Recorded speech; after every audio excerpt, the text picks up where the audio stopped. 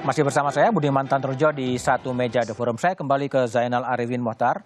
Bung Zainal, di Kabinet Jokowi sudah ada 3 menteri ya, mulai dari Imam Nahrawi, Idrus Marham, dan sekarang Edi Prabowo. Apa yang harus dilakukan oleh pemerintah agar kasus seperti ini tidak kembali terus berulang dan berulang?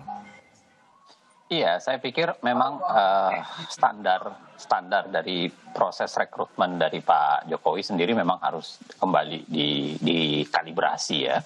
Karena saya melihat dalam banyak hal kita harus akui bahwa Pak Jokowi juga terjerat sama jebakan politis, di mana kemudian pilihan menterinya itu tidak sebebas yang bisa dibayangkan ya. Dan ini panjang kalau kita mau ceritakan kenapa kemudian menteri tidak bebas, itu berkaitan dengan proses pencalonan presiden, berkaitan dengan konfigurasi politik dan lain-lain sebagainya. Tapi dasarnya kemudian saya membayangkan bahwa Pak Jokowi saatnya untuk mengkalibrasi kembali alat yang dia gunakan untuk menyaring, merekrut menteri-menterinya.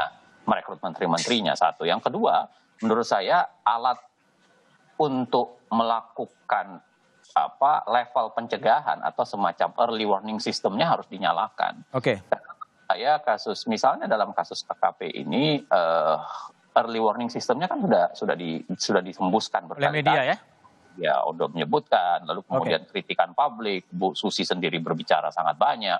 Tapi kemudian early warning system itu tidak dinyalakan sama sekali, dan kemudian akhirnya bencananya terjadi seperti ini. Terlepas dari apa yang disampaikan Pak KPK. Saya kembali ke Bung Masinton. Jadi kalau menurut Anda sebagai partai pendukung pemerintah, apa yang disarankan Presiden Jokowi agar kasus ini tidak terjadi lagi? Singkat aja Bung Masinton.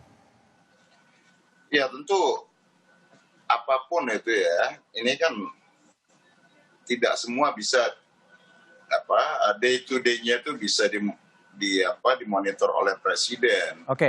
Ya paling tidak ya Presiden selalu menghimbau, menekankan anggota kabinetnya agar tidak bermasalah secara hukum, membuat kebijakan yang memang tidak menimbulkan implikasi-implikasi hukum seperti itu. Ikut mendorong pemerintahan yang bersih. Baik Bung Masinton. Saya harus mohon maaf kepada Adi Praetno dan Egy karena saya harus mendengarkan kabar dari Kuningan. Saya harus ada jumpa pers dari KPK di penghujung dari Satu Meja The Forum. Tapi bagi kami adalah korupsi tetaplah menjadi ancaman bagi negeri. Langkah KPK menangkap seorang Menteri Kabinet Jokowi patut dipuji. Penangkapan oleh KPK merupakan ujian terhadap komitmen pemerintah dan partai terhadap isu korupsi. Kini publik menanti langkah lanjutan KPK untuk menuntaskan kasus lobster tanpa diskriminasi. Demikian Satu Meja The Forum malam ini. Sampai jumpa pekan depan. Selamat malam dan terima kasih.